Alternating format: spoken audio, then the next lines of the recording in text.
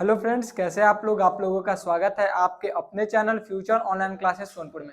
जैसा कि आप लोगों को बता दें कि हम लोग बिहार डीएलएड 2026 के सेट नंबर 13 लगाने वाले हैं। इससे पहले वाले वीडियो में हम सेट 12 तक लगा लिए हैं और हर सेट में हम प्रीवियस ईयर क्वेश्चन लगाते हैं जो बिहार डीएलएड में पूछा गया है, और उसी के दौरान आज हम सेट 13 लगाने वाले हैं। यदि आप उस वीडियो को नहीं देखे तो फ्यूचर ऑनलाइन क्लासेस के प्लेलिस्ट में जाकर या फ्यूचर स्टडी सेंटर के प्लेलिस्ट में जाकर उस वीडियो को देख सकते हैं। और हम हर सेट में टॉप इंपॉर्टेंट क्वेश्चन, जैसा कि हमको पहले ही आपको बता दिए हैं कि जो प्रीवियस ईयर क्वेश्चन आते हैं, और आपको पता होगा कि बिहार डीएलएड में साइंस से 20 मार्क्स का क्वेश्चन पूछा जाता है और पर क्वेश्चन 1 मार्क्स का होता है, मतलब कि टोटल 20 क्वेश्चन पूछे जाते हैं। हम उन्हीं 20 क्वेश्चन को क्या करते हैं, हम उन्हीं टॉप 20 क्वेश्चन को यहाँ पे प्रैक्टिस करते हैं। इसी के दौरान आज हम सेट 13 लगाने वाले हैं। बिना किसी देरी के आज के पहले प्रश्न की ओर चलते हैं। तो आज का पहला प्रश्न क्या बोल रहा है। आज के पहले प्रश्न की बात करें तो इसमें बोल रहा है कि इनमें से कौन सा संक्रामक रोग नहीं है, मतलब कि इसमें से कौन सा रोग है जो संक्रामक नहीं है। मलेरिया, हैजा, कैंसर या एंथ्रैक्स, मतलब कि निम्नलिखित में से कौन सा संक्रामक रोग नहीं है। तो हम सबसे पहले समझते हैं कि संक्रामक रोग होता क्या है। यहाँ पे है संक्रामक, यहाँ पे हो गया संक्रामक हो जाएगा। तो संक्रामक रोग का अर्थ क्या होता है। संक्रामक रोग का अर्थ होता है कि वैसा रोग जो एक इंसान से दूसरे इंसान में फैल जाए उसको संक्रामक रोग बोलते हैं। जैसे कि बात करें कि कोरोना, कोरोना क्या था। कोरोना तो आप लोगों को देखे ही होंगे। जो कोरोना बीमारी था वो क्या होता था, एक इंसान से दूसरे इंसान में फैल जाता था। क्या किसके माध्यम से फैलता था, तो छूने से फैलता था, छींकने से फैलता था या बोलने से फैलता था। इसके अलावा आप कोल्ड, मतलब कि खांसी सर्दी के बारे में जानते होंगे, जो क्या है आम बीमारी है। कौन सा, खांसी सर्दी, खांसी या बात करें तो सर्दी, ये तो आम बीमारी है जो हर मौसम के बदलने से हो जाता है। तो खांसी सर्दी भी कैसे होता है, तो खांसी सर्दी भी एक इंसान से दूसरे इंसान में फैलता है। मतलब कि कोई इंसान छींक रहा है और यदि आप उसके आसपास में, तो क्या होगा, आपको भी सर्दी होने का प्रोबेबिलिटी हो। तो उसी तरह पूछ रहा है कि इनमें से कौन सा संक्रामक रोग नहीं है, इसमें से कौन सा संक्रामक रोग नहीं है। मतलब कि इसमें से 3 तो संक्रामक रोग होगा और 1 संक्रामक रोग नहीं होगा। मलेरिया, मलेरिया भी एक ऐसा बीमारी है जो एक इंसान से दूसरे इंसान में छूने से या बोलने से फैलता है। हैजा भी उसी तरह में से आता है कि हैजा भी एक इंसान से दूसरे इंसान में फैलता है। और एंथ्रेक्स भी एक बीमारी है जो एक इंसान से दूसरे इंसान में छूने या बोलने से क्या होता है, फैलता है। लेकिन इसी में हम बात करते हैं कि कैंसर, जो ऑप्शन नंबर सी में दिया हुआ है कैंसर, कैंसर एक ऐसा बीमारी है ना, वो एक इंसान से दूसरे इंसान में नहीं फैलता है। मतलब कि यदि आपके बॉडी में है तो सिर्फ आप ही को होगा, दूसरे इंसान को नहीं होगा। जस्ट लाइक आपको अपेंडिक्स का बीमारी है या आपको अलग तरह का अपेंडिक्स या हार्ट संबंधी प्रॉब्लम है, तो क्या होगा, यदि आपको बीमारी है तो आपको ही रहेगा, किसी और में नहीं फैलेगा।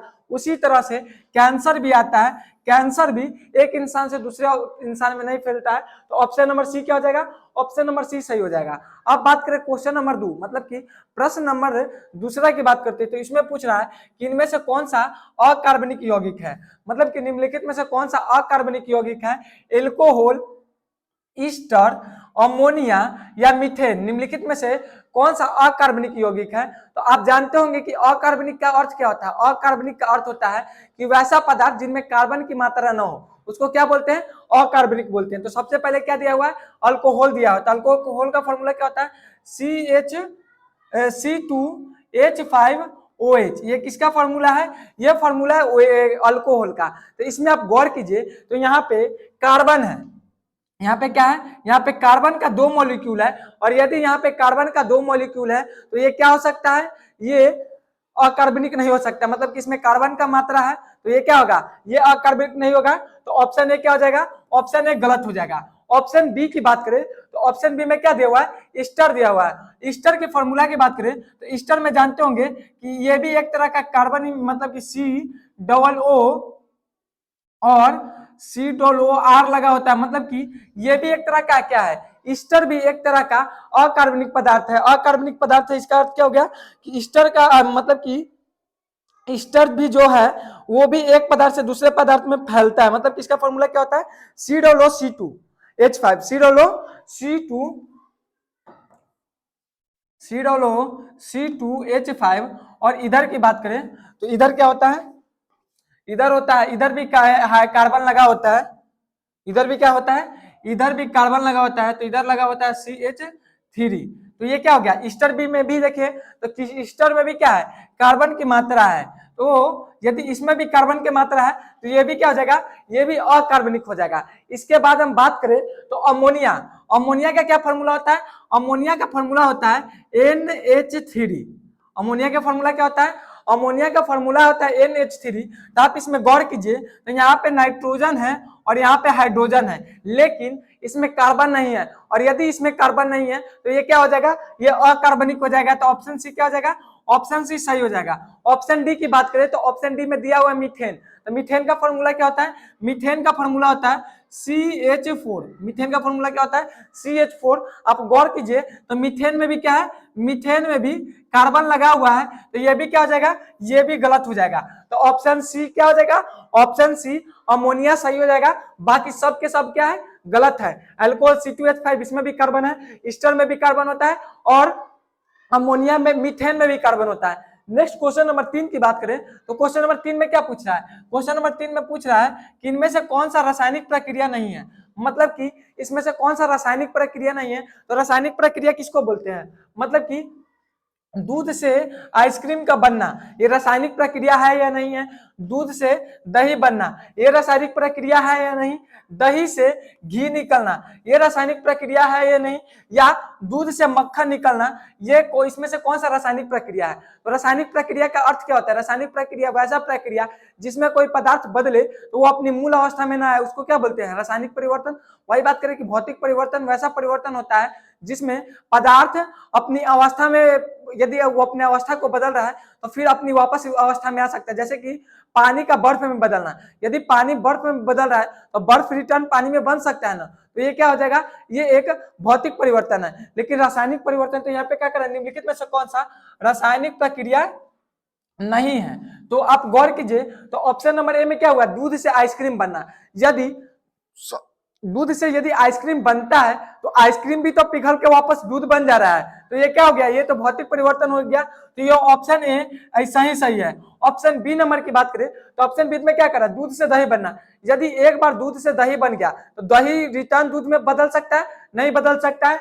तो ऑप्शन बी क्या हो जाएगा, ऑप्शन बी गलत हो जाएगा। ऑप्शन सी की बात करें तो दही से घी निकालना, यदि आप दही से एक बार घी निकाल लेते हैं तो क्या घी रिटर्न दही में परिवर्तित हो जाएगा, ऐसा नहीं होगा। तो ये भी क्या है, ये भी गलत है। ऑप्शन डी की बात करते हैं तो ऑप्शन डी में क्या बोला है, दूध से मक्खन निकालना। यदि आप एक बार दूध से मक्खन निकाल लेते हैं तो क्या मक्खन वापस दूध में परिवर्तित हो जाएगा, ऐसा नहीं होगा और ऐसा नहीं होगा। तो ऑप्शन डी भी क्या है, ऑप्शन डी भी गलत है। नेक्स्ट क्वेश्चन, क्वेश्चन नंबर 4 की बात करें तो क्वेश्चन नंबर 4 में क्या पूछ रहा है, इनमें से कौन सा कांच का महत्वपूर्ण घटक है, मतलब कि निम्नलिखित में से कौन सा कांच का महत्वपूर्ण घटक है। मतलब कि महत्वपूर्ण घटक का अर्थ क्या हो गया, महत्वपूर्ण घटक का अर्थ हो गया कि इसमें से कौन सा है जो कांच से बनता है, वो कैल्शियम ऑक्साइड है, मैग्नीशियम ऑक्साइड है, सिलिकॉन ऑक्साइड है, या कैल्शियम कार्बोनेट CaCO3 है। निम्नलिखित में से कौन सा है जो कांच का महत्वपूर्ण घटक है। तो इसको क्या बोलते हैं, ये जो SiO2 है इसी को बालू बोलते हैं। बालू का फॉर्मूला क्या होता है, आप जिस बालू को देखते हैं जिनसे घर बनता है उसका फॉर्मूला क्या होता है, SiO2। मतलब इसको क्या बोलते हैं, SiO2 को क्या बोलते हैं, सिलिका। इसको किसके नाम से जानते हैं, सिलिका जानते हैं, इसको सिलिका के भी नाम से जानते हैं। SiO2 को क्या बोलते हैं, सिलिका, इसको सिलिका बोला जाता है।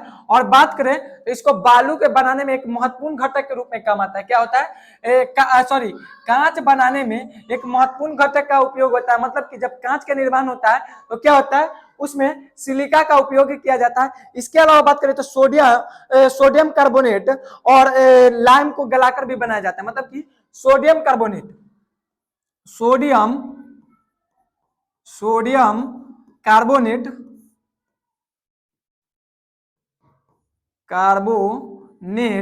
इसके अलावा बात करें तो लाइम, सोडियम कार्बोनेट, लाइम और सिलिका मतलब कि बालू, इन तीनों के मदद से ही क्या होता है, इन तीनों के मदद से ही कांच का निर्माण होता है। तो कांच के निर्माण में क्या किस किस चीज का उपयोग होता है, तो एक होता है सोडियम कार्बोनेट होता है, दूसरा होता है लाइम और तीसरा होता है सिलिका। इन तीनों के उपयोग से ही इन तीनों को उपयोग से ही क्या होता है, इन तीनों के उपयोग से ही कांच का निर्माण होता है। मतलब कि आपके घर में जो शीशा लगा हुआ है या आपके वाहन में जो शीशा लगा हुआ है वो किस किस चीज से बना है, सोडियम कार्बोनेट, लाइम और सिलिका। नेक्स्ट प्रश्न की बात करते हैं, तो नेक्स्ट प्रश्न में क्या पूछ रहा है, नेक्स्ट प्रश्न में कह रहा है कि इनमें से कौन सा रजत लवण फोटोग्राफी में प्रयुक्त होता है। मतलब कि इनमें से कौन सा रजत लवण है जो फोटोग्राफी में प्रयोग होता है। सिल्वर क्लोराइड, एजी को क्या बोलते हैं, एजी को सिल्वर बोलते हैं और एयू को सोना बोलते हैं। तो सिल्वर क्लोराइड, सिल्वर नाइट्रेट या सिल्वर फास्फोरस या सिल्वर ब्रोमाइड।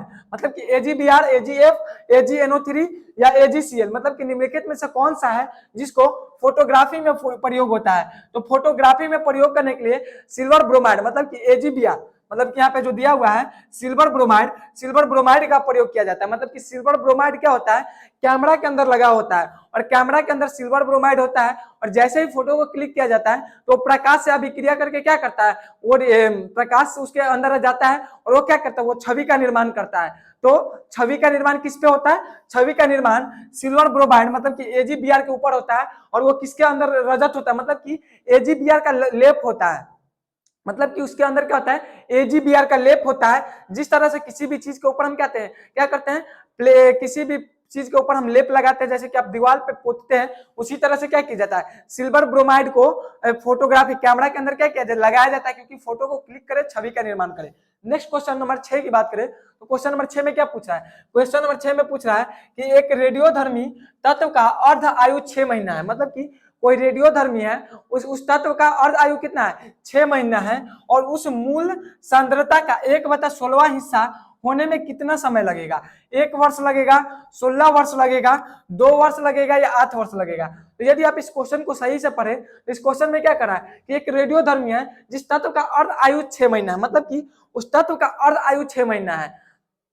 तो यदि 6 महीना में वो क्या कर रहा है, 6 महीना में एक रेडियोधर्मी तत्व अर्ध आयु 6 महीना में एक रेडियोधर्मी तत्व का अर्ध आयु, मतलब कि एक रेडियोधर्मी तत्व आयु है उसका 6 महीना है। तो मतलब कि 1 साल में कितना हो रहा है, 1 साल में उसका कितना होगा, 1 साल में एक होगा रेडियोधर्मी के तत्व का अर्ध आयु, आयु कितना होगा, 1 साल में एक आयु होगा, 1 साल में एक आयु होगा।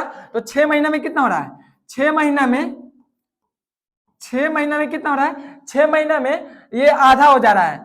6 महीना में कितना अर्ध आयु है, अर्ध आयु है मतलब कि हाफ हो जा रहा है। तो 1/16 भाग कब होगा, तो 1/16 भाग पूछ रहा है और हाफ है। तो हाफ गुने हाफ इजकल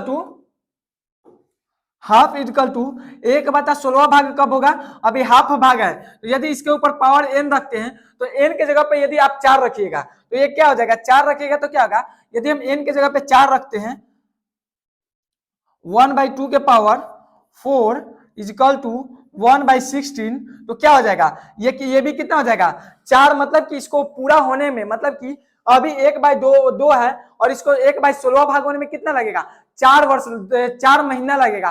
और 4 मतलब कि 1/4 भाग लगेगा और 1/4 मतलब कि 4 इंटू 4 की जगह तो कितना होगा 16 वर्ष, 4 गुने 6, 4 गुने 6 मतलब कि 24 महीना। और 24 महीना का अर्थ क्या हो गया, 24 महीना का अर्थ हो गया 2 वर्ष। मतलब कि उसको पूरा आयु होने में 2 वर्ष लगेगा। आपको हम सिंपल में एक बार और समझा देते हैं। यहाँ पे क्या करा कि एक रेडियोधर्मी है जिस तत्व का अर्ध आयु मतलब कि 6 महीना में वो आधा आयु पूरा रहा है। तो 1 साल में कितना होगा, 1 साल में एक भाग होगा तो 6 महीना में उसका आधा हो रहा है। तो 1/16 भाग होने में कितना लगेगा, 2 साल लगेगा। नेक्स्ट क्वेश्चन की बात करते हैं, क्वेश्चन नंबर 7। तो क्वेश्चन नंबर 7 में क्या पूछ रहा है कि माइक्रो ऑर्गेनिज्म जो सजीव और निर्जीव जगत की सीमा रेखा पर है वे कौन है, जीवाणु है, फंगी है, विषाणु है या शैवाल है। निम्नलिखित में से कौन सा है जो सजीव और निर्जीव, मतलब कि सजीव मतलब क्या होता है, सजीव का अर्थ होता है कि जो जीवित हो और निर्जीव का अर्थ क्या है, मतलब कि जो मृत हो। हम क्या है, हम सजीव है, लेकिन ये पेन, ये बोर्ड, ये क्या है, निर्जीव है। सजीव का अर्थ क्या होता है, जो बढ़ सके, जो भोजन कर सके, जो एक स्थान से दूसरे स्थान जा सके। निर्जीव ना ही वो गमन कर सकता है, ना ही वो बढ़ सकता है, ना ही खुद वो कुछ खाता है, तो क्या हो गया, निर्जीव हो गया। तो सजीव निर्जीव का अर्थ आप जानते होंगे। तो ऑर्गेनिज्म मतलब कि माइक्रो ऑर्गेनिज्म, और यहाँ पे लिखा हुआ माइक्रो ऑर्गेनिज्म। माइक्रो ऑर्गेनिज्म का क्या अर्थ होता है? माइक्रो ऑर्गेनिज्म का अर्थ होता है कि वैसा जीव जिसको माइक्रोस्कोप की मदद से देखा जाए, और माइक्रोस्कोप की मदद से हम किसको देखते हैं? एकदम छोटे छोटे जीव को, मतलब कि हमारे हाथ में लाखों करोड़ों बैक्टीरिया भी होंगे। ये कैसे दिखेगा? नंगी आंखों से तो दिखेगा नहीं। इसको हम कैसे देख सकते हैं? तो इसको हम देख सकते हैं माइक्रोस्कोप की मदद से। यदि आप माइक्रोस्कोप से हम इसको जूम करके देखेंगे तो हमको दिखेगा कि हमारे हाथ पे हजारों लाखों क्या है? छोटे छोटे बैक्टीरिया। इसी तरह से दही के अंदर भी दिखते हैं क्या? छोटे छोटे बैक्टीरिया जिससे बनता है। तो बात करें यही कि माइक्रो ऑर्गेनिज्म जो सजीव और निर्जीव जगत की सीमा रेखा पर है वो कौन सा है? तो वो है विषाणु। मतलब कि विषाणु क्या है? तो विषाणु सजीव और निर्जीव, मतलब कि जो जब वो सजीव के शरीर पे जाता है तो वो सजीव बन जाता है, और निर्जीव के शरीर पे जाता है तो निर्जीव बन जाता है। जैसे कि वायरस, जितने भी तरह के वायरस हैं, इसके एग्जांपल की बात करें, जितने भी तरह का वायरस हो गया, वो आपका कोरोना वायरस हो गया या अलग अलग तरह का वायरस हो गया, वो क्या होता है? वो सजीव के पर जाने के, मतलब मानते हैं कि कोई विषाणु है, कोई वायरस है, ये इस पेन के ऊपर है, तो ये पेन के ऊपर, इस पेन के ऊपर है, इस कलम के ऊपर है, तो वो क्या है? वो निर्जीव है। लेकिन यदि हम इस पेन को टच करते हैं तो क्या होगा? इस पेन से हमारे हाथ में आ जाएगा, और यदि ये हमारे हाथ में आ जाता है तो ये जीवित हो जाएगा, और जीवित होकर हमारे शरीर से ये ऊर्जा प्राप्त करना सोचेगा और हमको क्या करेगा? हानि पहुंचाएगा, तो ये निर्जीव बन जाएगा। इसीलिए हम विषाणु को क्या करते हैं? विषाणु को अलग अलग तरह के उपयोग, मतलब कि विषाणु का उपयोग कहाँ करते हैं? तो रिसर्च में, मतलब कि जितने भी तरह के रिसर्च होते हैं, अलग अलग तरह का रिसर्च होता है मनुष्य के लिए, वो किसके ऊपर होता है? तो वो होता है विषाणु के ऊपर। मतलब कि जितना भी रिसर्च होता है वो किसके ऊपर होता है? विषाणु के ऊपर होता है। नेक्स्ट क्वेश्चन नंबर 8 की बात करें तो क्वेश्चन नंबर 8 में क्या पूछ रहा है कि इनमें से कौन सा पाचन तंत्र का हिस्सा नहीं है? मतलब कि निम्नलिखित में से कौन सा है जो पाचन तंत्र का हिस्सा नहीं है? यकृत, पित्ताशय, कॉर्निया या आंत।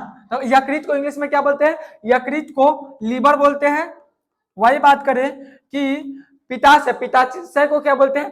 पैनक्रियाज बोलते हैं, पैनक्रियाज।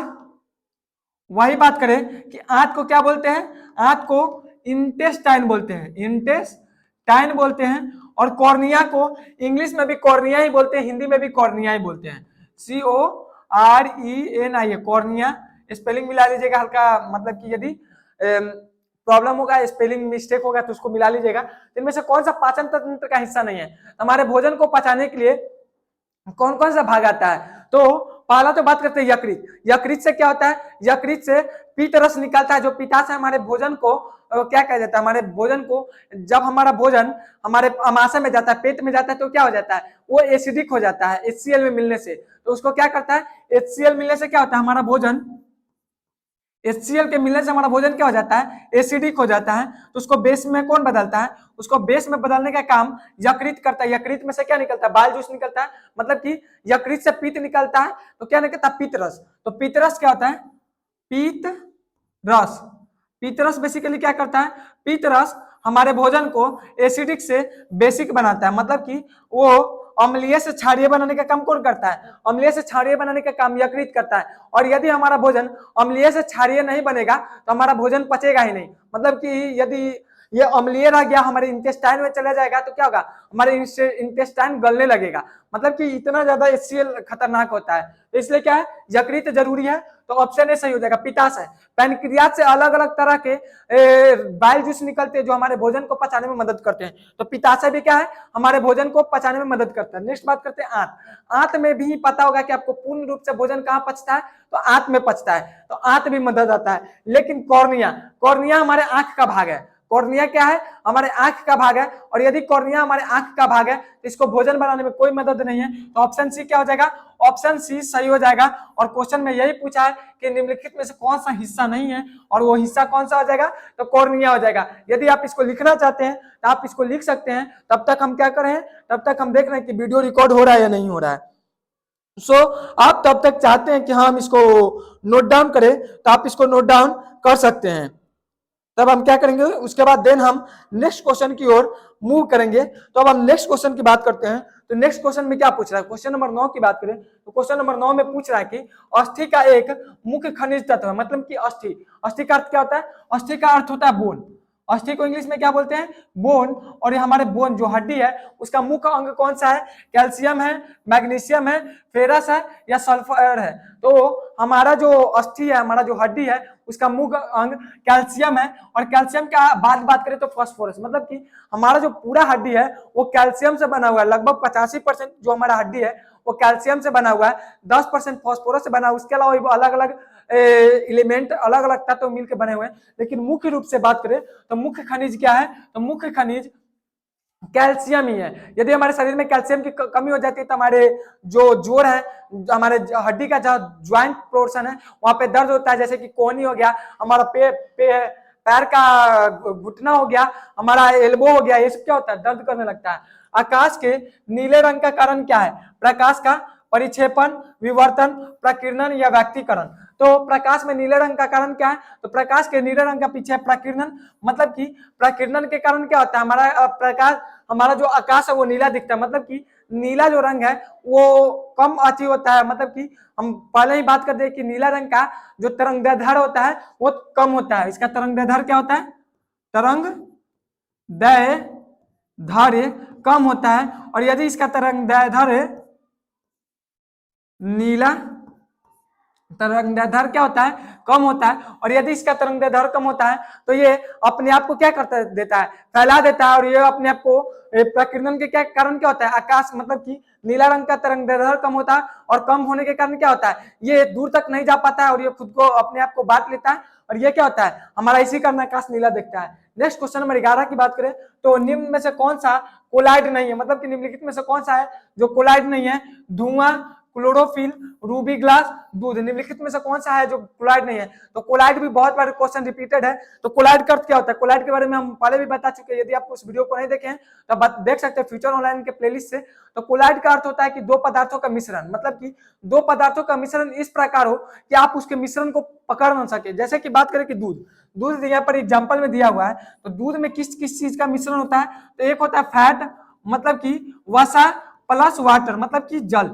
मतलब कि जो हमारा दूध होता है वो, हमारा जो दूध है वो वसा और जल का मिश्रण है। लेकिन यदि हम आपको दूध दे और बोले कि बताइए इसमें वसा कहाँ है और जल कहाँ है, तो आप इसको बता नहीं सकते। मतलब कि जो हमारा कोलाइड मिश्रण होता है ये एक ऐसा मिश्रण होता है कि आप इसको बता ही नहीं सकते कि कहाँ पे मिश्रित है, कहाँ मिश्रित नहीं है। मतलब कि, और इसके बाद कुछ ऐसे भी मिश्रण होते हैं कि इसके अवक्षेप नीचे बह जाते हैं, तो ऐसा नहीं होता है। तो ये दूध हो गया, रूबी हो गया या धुआं हो गया, ये तीनों के तीनों कोलाइड है। लेकिन यहाँ पे कुछ पूछ रहा है कि कौन कोलाइड नहीं है? तो नहीं की बात करें तो क्लोरोफिल एक वर्णक है, वो एक किसी भी तरह का मिश्रण नहीं है। तो ऑप्शन सी क्या हो जाएगा? ऑप्शन बी क्या हो जाएगा? ऑप्शन बी सही हो जाएगा। नेक्स्ट क्वेश्चन की बात करते हैं। तो निम्न में से किसके उत्सर्जन से किसी तत्व का परमाणु क्रमांक एक बढ़ जाता है? मतलब कि निम्नलिखित में से किसके उत्सर्जन से किसी तत्व का परमाणु क्रमांक बढ़ जाता है? बीटा कण, अल्फा कण, प्रोटॉन या न्यूट्रॉन? तो हम बात करते हैं कि जो बीटा कण होता है वो बीटा कण क्या होता है? बीटा कण खुद को उत्सर्जित करता है। बीटा कण खुद को क्या करता है? उत्सर्जन करता है। बीटा कण खुद को जब उत्सर्जन करता है, बाहर निकालता है, तो किसमें परिवर्तित हो जाता है? तो वो खुद को परिवर्तित प्रोटॉन में कर देता है। मतलब कि बीटा कण जो होता है वो न्यूट्रॉन होता है। और ये जब अपने आप को बीटा कण जो होता है वो उत्सर्जन करता है, वो क्या होता है? न्यूट्रॉन होता है। और ये जब खुद को उत्सर्जित करता है तो ये बीटा कण किसमें परिवर्तित होता है? न्यूट्रॉन जो होता है प्रोटॉन में। न्यूट्रॉन जो होता है प्रोटॉन में परिवर्तित हो जाता है। क्या होता है? न्यूट्रॉन परिवर्तित हो जाता है। हम एक बार और बता देते हैं कि यदि आपका स्पेलिंग मिस्टेक लगता है तो आप उसको सुधार लीजिएगा। सो क्या करा है? न्यूट्रॉन जो होता है वो क्या होता है? न्यूट्रॉन प्रोटॉन में परिवर्तित हो जाता है। और यदि न्यूट्रॉन प्रोटॉन में परिवर्तित हो जा रहा है तो क्या होगा? हमको पता है कि जो परमाणु क्रमांक होता है वो किस पे निर्भर करता है? परमाणु क्रमांक प्रोटॉन संख्या पे निर्भर करता है। तो उसी कारण क्या होता है? न्यूट्रॉन प्रोटॉन में चेंज हो जाता है, इसे परमाणु क्रमांक बढ़ जाता है। मतलब कि ऑप्शन बी क्या हो जाएगा? बीटा कण हो जाएगा। लेकिन इसी कारण न्यूट्रॉन प्रोटॉन में परिवर्तित हो जाता है तो उसके परमाणु क्रमांक में चेंज हो जाता है। और न्यूट्रॉन और प्रोटॉन को जोड़ के परमाणु भार बनता है। तो इससे परमाणु भार में किसी भी तरह का अंतर नहीं आता। आई थिंक आपको ये अच्छी तरह से समझ में आया होगा। क्वेश्चन नंबर 13 की बात करें तो क्वेश्चन नंबर 13 में क्या पूछ रहा है, क्वेश्चन नंबर 13 में पूछ रहा है कि टेलीविजन के पर्दे पर चित्र किसके बम वर्षण के कारण बनता है। मतलब कि टेलीविजन के पर्दे, मतलब कि टेलीविजन का जो पर्दा होता है, टेलीविजन के अंदर क्या लगा होता है कि जिसके कारण बम वर्षण के कारण, तो बम वर्षण का क्या होता है, बम वर्षण का हो गया बम्बार्टमेंट। बम्बार्टमेंट का अर्थ क्या होता है अभी हम बताएंगे कि कौन सा है जिसके कारण क्या होता है, चित्र बनता है। किसके कारण चित्र बनता है, बम्बार्टमेंट के कारण, इलेक्ट्रॉन, एक्सरे, गामा रे या पैरामैग्नेटिक किरण, किसके कारण, किसके बम्बार्टमेंट के कारण क्या होता है, टेलीविजन पर बनता है। तो हम बात करें जो हमारा टेलीविजन होता है उसके अंदर फॉस्फोर, मतलब कि फॉस्फोर नाम का फॉस्फोर नामक एक लेप होता है। क्या होता है, फॉस्फोर नामक एक पदार्थ होता है, यह लेप होता है। आप मान लीजिए नामक पदार्थ हम मान लेते हैं, फॉस्फोर नामक एक पदार्थ होता है और उस पर क्या होता है, उस पर इलेक्ट्रॉन का, फॉस्फोर नामक पदार्थ पर क्या होता है, इलेक्ट्रॉन का बम्बार्टमेंट किया जाता है। मतलब कि इलेक्ट्रॉन को उस पर बम्बार्टमेंट किया जाता है, इलेक्ट्रॉन का बम्बार्टमेंट किया जाता है, बम्बार्टमेंट किया जाता है। मतलब कि जो हमारा टेलीविजन है उसके अंदर क्या होता है, फॉस्फोर नामक एक पदार्थ होता है और उस फॉस्फोर नामक पदार्थ पर क्या किया जाता है, इलेक्ट्रॉन का बम्बार्टमेंट किया जाता है। मानिए कि एक गन है और उस गन में इलेक्ट्रॉन को भरा गया है और उस इलेक्ट्रॉन को वो मतलब कि लगातार मारते जा रहा है, तो क्या होता है, फॉस्फोर नामक पदार्थ जो होता है उस पे क्या होता है, इलेक्ट्रॉन पड़ता है और उसके कारण इलेक्ट्रॉन जब उस फॉस्फोर नामक पदार्थ पे पड़ता है तो क्या होता है, वो उस पे छवि दिखाता है और वो छवि कैसा होता है, रंग बिरंगा होता है। कैसा होता है, रंग बिरंगा छवि का निर्माण करता है और वो रंग बिरंगा छवि का निर्माण करता है। उसी को वो रंग बिरंगा छवि किसके, वो एक रंग बिरंगा छवि हमको दिखता है और वही क्या होता है, फिल्म दिखता है। तो वो किसका होता है, इलेक्ट्रॉन का बम्बार्टमेंट करता है। आई थिंक आपको समझ में आ गया होगा कि हाँ, टीवी में जो हमको दिखता है, टीवी कैसे दिखता है, वो जो फिगर दिखता है वो कैसे दिखता है। नेक्स्ट क्वेश्चन नंबर 14 की बात करें तो क्वेश्चन नंबर 14 में क्या पूछ रहा है, क्वेश्चन नंबर 14 में पूछ रहा है कि आकाश गंगा क्या है। मतलब कि जो आकाश गंगा है वो क्या है, सौर मंडल का एक ग्रह, शनि का एक उपग्रह, गैलेक्सी या मंगल और बृहस्पति के बीच क्षुद्र ग्रहीय पट्टी। मतलब कि इसमें से आकाश गंगा क्या है, तो आकाश गंगा को इंग्लिश में मिल्की वे बोलते हैं। आकाश गंगा को क्या बोलते हैं इंग्लिश में, आकाश गंगा को इंग्लिश में मिल्की वे बोलते हैं, मिल्की वे इसका क्या है, इंग्लिश में नाम है। और मिल्की वे क्या है, तो मिल्की वे हमारा गैलेक्सी है।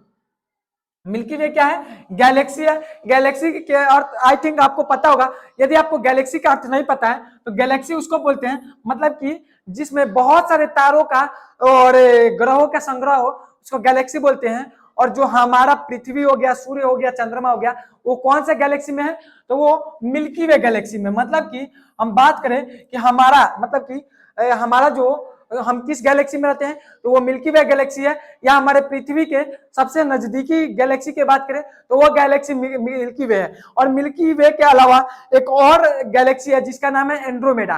क्या नाम है, एंड्रोमेडा है। एंड्रोमेडा क्या है, एंड्रोमेडा हमारे गैलेक्सी से सबसे नजदीकी गैलेक्सी। क्या नाम है, एंड्रोमेडा।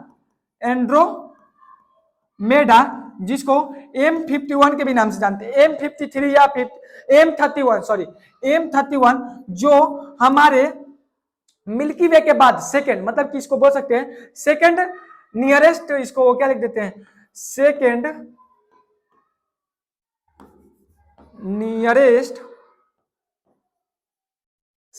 Nearest Galaxy. तो वो कौन सा है, सेकंड नियरेस्ट गैलेक्सी एंड्रोमेडा है। कौन सा है, एंड्रोमेडा है, जो जिसको M31 के भी नाम से जानते हैं। और ये भी बहुत सारे एग्जामों में पूछा जा चुका है कि हमारे दूसरा मतलब कि पहला सबसे नजदीकी गैलेक्सी कौन सा है, तो वो है मिल्की वे। हम किस गैलेक्सी में रहते हैं, मिल्की वे, जिसको हिंदी में आकाश गंगा भी बोलते हैं। दूसरा कौन सा है, तो एंड्रोमेडा इसके एंड्रोमेडा, यदि इसको हिंदी में भी बात करें तो इसको हिंदी में भी एंड्रोमेडा ही बोलते हैं, M31। और यदि हम बात करें कि इसकी हमारे गैलेक्सी से उसकी गैलेक्सी की दूरी, इसकी गैलेक्सी की दूरी है 25 लाख प्रकाश वर्ष। 25 लाख प्रकाश वर्ष। आपको हम बता चुके हैं कि प्रकाश वर्ष क्या है, प्रकाश वर्ष दूरी मापने का एक मात्रक है। इसके बारे में हम पहले वाले सेट में बात कर चुके हैं कि जो प्रकाश वर्ष है वो दूरी मापने का एक मापक है। तो हम क्या करते हैं, 25 लाख प्रकाश वर्ष दूर है। क्या है, 25 लाख प्रकाश वर्ष क्या है, दूर है। आई थिंक आपको समझ में आया होगा। नेक्स्ट क्वेश्चन नंबर 15 की बात करें तो आप क्वेश्चन को पढ़िए, तब तक हम देख रहे हैं कि रिकॉर्ड हो रहा है कि नहीं। तो क्वेश्चन नंबर 15 में क्या बोला है, क्वेश्चन नंबर 15 में बोला है कि इनमें से कौन सा सबसे लंबे तरंगदैर्ध्य, मतलब कि इनमें से कौन सा है जो सबसे लंबे तरंगदैर्ध्य की विकिरण है, मतलब कि माइक्रो तरंग है, दृश्य क्षेत्र का प्रकाश, पाराबैंगनी किरण है या एक्स रे, निम्नलिखित में से कौन सा है जिसका सबसे लंबे तरंगदैर्ध्य है। क्या है, सबसे लंबा तरंगदैर्ध्य है। तरंगदैर्ध्य क्या होता है इसके बारे में अभी हम बात किए थे, जैसे कि हम इससे पहले वाले वीडियो में बताते हैं विबग्योर। विबग्योर क्या बताता है, विबग्योर बेसिकली हमको बताता है कि कौन सा प्रकाश का तरंगदैर्ध्य सबसे ज्यादा है। जैसे कि हम बताए थे कि जो रेड होता है, रेड रंग है, उसका तरंगदैर्ध्य सबसे अधिक होता है और सबसे कम किसका होता है, तो सबसे कम बैगनी का ये या ब्लू का ये, उसका सबसे कम होता है और सबसे अधिक किसका होता है, तो रेड का होता है। उसी तरह तो ये जो आता है ये किसके अंदर आता है, दृश्य क्षेत्र के अंतर्गत आता है। लेकिन हम बात करें कि सबसे लंबा तरंगदैर्ध्य, तो सबसे लंबा तरंगदैर्ध्य किसका आता है, माइक्रो तरंगे, दृश्य क्षेत्र का प्रकाश। दृश्य क्षेत्र का प्रकाश होता है मतलब कि वह सारे तरंगे जिसको हम देख सकते हैं, लाल पीला हरा गुलाबी जितना भी रंग है वो किसके अंदर आते हैं, दृश्य क्षेत्र के तरंग के अंतर्गत आते हैं। एक्सरे क्या होता है, एक्सरे मतलब कि ये वही तरंगे हैं जो आपके बॉडी के आपके टूटे फूटों को जो देखा जाता है, मतलब कि जो इलाज के रूप में आता है वो एक्सरे है। पैराबैंगनी किरणें मतलब कि जो पैराबैंगनी जो सूर्य से हमको आता है पैराबैंगनी किरणें, और ये हो गया माइक्रो तरंगे। माइक्रो तरंगे जैसे कि आप ओवन के नाम सुने होंगे, ओवन बेसिकली क्या होता है, ओवन हमारे खाना को गर्म करने के लिए उपयोग होता है आपके घर में, या आप जानते होंगे कि ओवन क्या करता है, खाना को जो गर्म करता है, मतलब कि ठंडे खाना को गर्म करने के लिए जिसको उपयोग किया जाता है वो क्या होता है, ओवन होता है। तो ओवन से क्या निकलता है, ओवन से बेसिकली माइक्रोवेव तरंगे निकलते हैं। तो सबसे अधिक किसका तरंगदैर्ध्य है, तो सबसे अधिक माइक्रोवेव का होता है। मतलब कि माइक्रोवेव का सबसे अधिक नहीं होता है, माइक्रोवेव के अलावा भी बहुत सारे हैं, जैसे कि रेडियो वेव हम बता दें तो एक होता है रेडियो वेव, रेडियो ऊपर लिख देते हैं इसको, एक होता है रेडियो वेव, रेडियो वेव,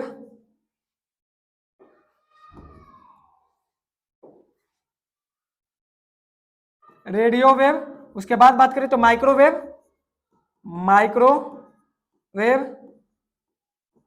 उसके बाद होता है अवरक्त, अब रक्त तरंग, और रक्त वेव कहिए या तरंग कहिए, हिंदी में लिख रहे हैं तो तरंग लिख देते हैं। उसके बाद रेडियो वेव, माइक्रोवेव, औरक्त, ये क्या औरक्त तरंग है। इसके अलावा भी अलग अलग तरह के होते हैं, जैसे कि हम बात करें तो हो जाता है औरक्त दृश्य, पाराबैंगनी दृश्य, दृश्य पाराबैंगनी, पाराबैंगनी, पाराबैंगनी। उसके बाद होता है एक्सरे, एक्सरे तो जो सबसे ऊपर होता है वो इसका ज्यादा होता है, तो सबसे ज्यादा किसका होता है, सबसे ज्यादा रेडियो वेव का होता है। उसके बाद माइक्रोवेव का होता है, एंड देन औरक्त का होता है, दृश्य का होता है, दृश्य मतलब कि वही है जिसको हम देख सकते हैं, पाराबैंगनी और एक्सरे। जो रेडियो वेव होता है वो हमारे जो रिमोट से जो वेव निकलता है या आपका जो रिमोट कंट्रोल होता है वो तो औरक्त के अंदर रहता है, मतलब कि आपको रिमोट कंट्रोल के अंदर जो तरंग निकलता है वो क्या आता है, औरक्त के अंदर, या आपके टीवी से जो निकलता है, टीवी के रिमोट से निकलता है वो रेडियो वेव होता है। माइक्रोवेव बता दिया ओवन, ये औरक्त के बारे में बता दिए। औरक्त में आता है कि जो आपका रिमोट कंट्रोल कार होता है उससे जो वेव निकलता है वो देखते होंगे। जो रेडियो वेव और औरक्त की बात करें तो जो टीवी का होता है वो दूर से भी चल जाता है, लेकिन ये जो हमारा रिमोट कंट्रोल कार होता है वो ज्यादा दूर तक नहीं जा पाता है। दृश्य जिसको हम देख सकते हैं जैसे कि लाल पीला हरा जितना भी हो गया विबग्योर के अंदर आ जाते हैं, violet indigo blue red orange जितना भी आप देख पाते हैं वो किसके अंदर आ जाता है, दृश्य के अंतर्गत आ जाता है। पाराबैंगनी किरण हो गया यूवी रेज जो हम बताए कि सूर्य से आता है। एंड देन बात करें एक्सरे जो हमारे बॉडी में स्ट्रक्चर, मतलब कि यदि आपको टूटे फूटे को पता करने के लिए जो यूज किया जाता है वो होता है एक्सरे। नेक्स्ट क्वेश्चन की बात करते हैं, क्वेश्चन नंबर 16 क्वेश्चन नंबर 16 में क्या बोला है, विकास की प्रक्रिया में मनुष्य का निकटतम प्राणी कौन सा है, मतलब कि मनुष्य का निकटतम प्राणी कौन सा है, गाय, हिरण, बंदर या बाघ। तो आप लोगों को पता होगा कि हम लोग चिंपांजी के पूर्वज है, मतलब कि हम लोगों का पूर्वज कौन था, तो चिंपांजी था। चिंपांजी किसके अंतर्गत आता है, चिंपांजी सॉरी, हमको लगता है कि स्पेलिंग गलत है, तो आप इसको समझ लीजिएगा कि हम लोग किसके पूर्वज है, चिंपांजी हैं, और चिंपांजी के पूर्वज है, मतलब कि हम लोगों का पूर्वज कौन था, तो चिंपांजी थे। और वो चिंपांजी किसके अंतर्गत आता है, तो चिंपांजी बंदर के अंतर्गत आता है। चिंपांजी किसके अंतर्गत आता है, बंदर के अंतर्गत आता है। और यहाँ पे क्या करा है, मनुष्य का निकटतम प्राणी कौन सा है, तो मनुष्य का निकटतम प्राणी चिंपांजी है, और वो चिंपांजी किसके अंतर्गत आता है, बंदर आता है। तो ऑप्शन नंबर बी क्या हो जाएगा, सही हो जाएगा।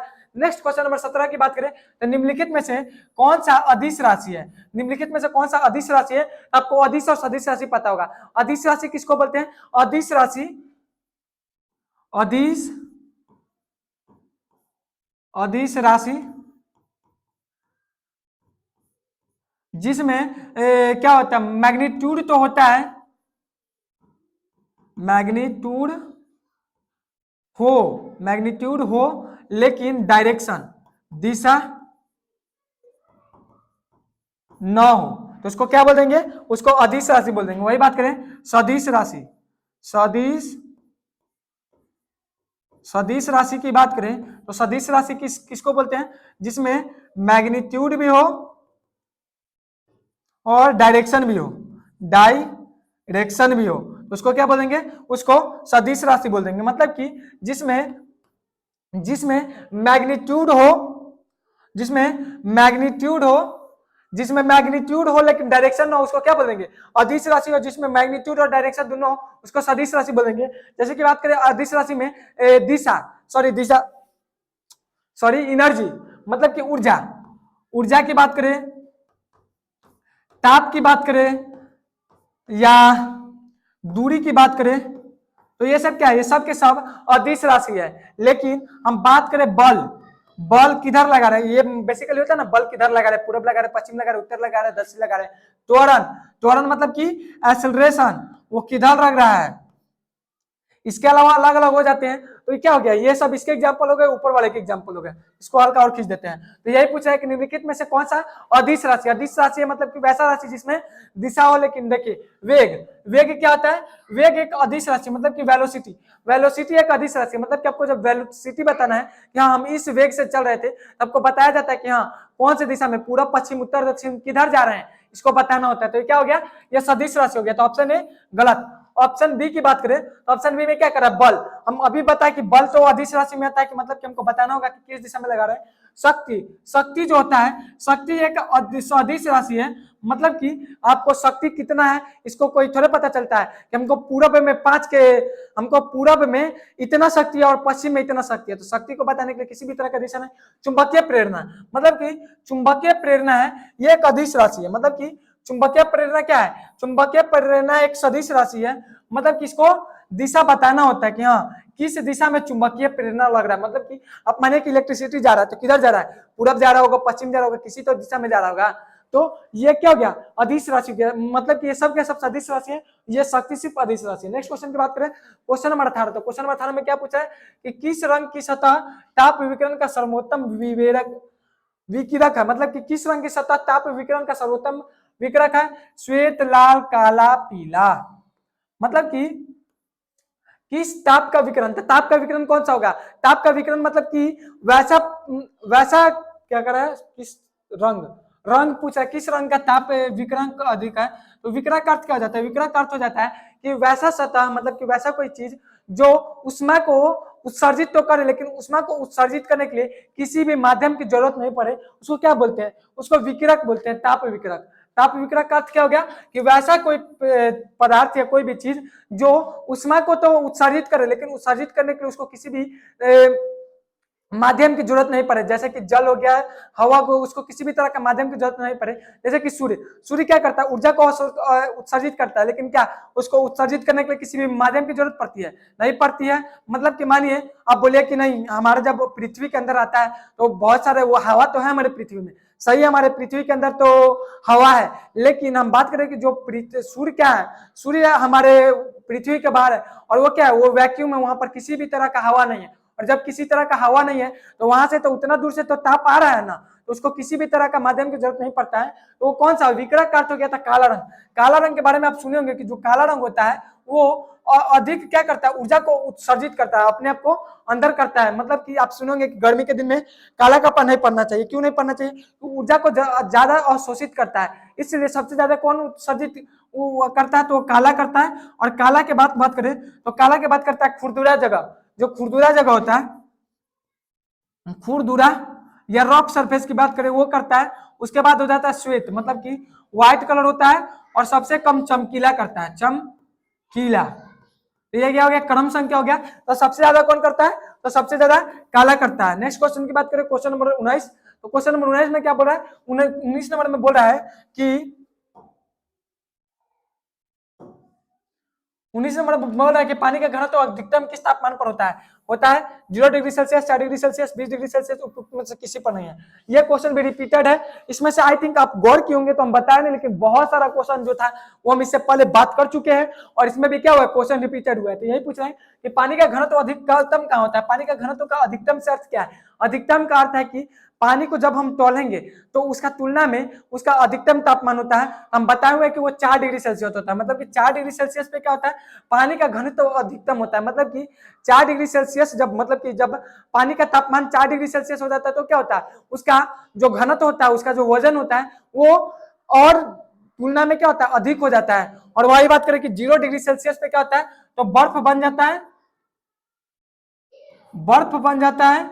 और 100 डिग्री सेल्सियस पे क्या होता है, 100 डिग्री सेल्सियस पे बॉइलिंग पॉइंट है, इसका क्या है, उबलने का पॉइंट है 100 डिग्री सेल्सियस। और 4 डिग्री सेल्सियस पे क्या होता है, तो 4 डिग्री सेल्सियस पे पानी का जो तापमान होता है वो, सॉरी, घनत्व अधिक होता है। आज के लास्ट प्रश्न क्वेश्चन नंबर 20 की बात करें तो क्वेश्चन नंबर 20 क्या बोल रहा है, क्वेश्चन नंबर 20 बोल रहा है कि विद्युत का सबसे अच्छा चालक कौन सा है। मतलब कि विद्युत का सबसे अच्छा चालक कौन है, मतलब कि विद्युत का सबसे अच्छा चालक का अर्थ क्या हो गया कि मतलब कि जिससे विद्युत आसानी से गमन कर सके। मतलब कि विद्युत लगभग पदार्थ से गमन कर लेता है, लेकिन वैसा पदार्थ जिससे विद्युत को गमन करने में किसी भी तरह का प्रॉब्लम ना हो, किसी भी तरह का दिक्कत ना हो, आसानी से उससे इलेक्ट्रिसिटी पास करे वो चल जाए, तो वो कौन सा है, फेरस, मतलब कि आयरन, सिलिकॉन, कॉपर या सिलिकम।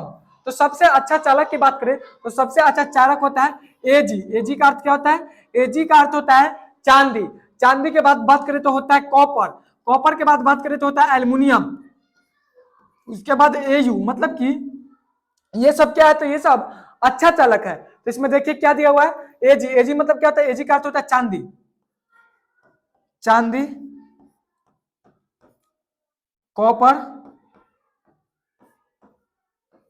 एल्यूमिनियम,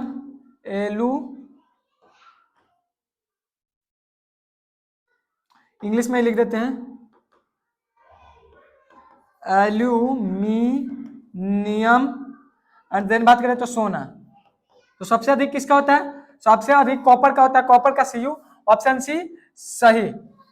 सो आज हम क्या किए, आज हम बिहार डीएलएड 2026 के साइंस के सेट नंबर 13 को लगाए और इसके अंदर हम क्या किए, टॉप इंपॉर्टेंट क्वेश्चन जो प्रीवियस ईयर में पूछे गए हैं और आने की संभावना, प्रोबेबिलिटी हम 80% बोलते हैं। इसमें से आप गौर किए होंगे, यदि हमारे हर एक सेट को वीडियो को देखते होंगे, यदि आप उसको देखना चाहते हैं तो फ्यूचर ऑनलाइन क्लासेस के प्लेलिस्ट में जाकर उस वीडियो को देख सकते हैं।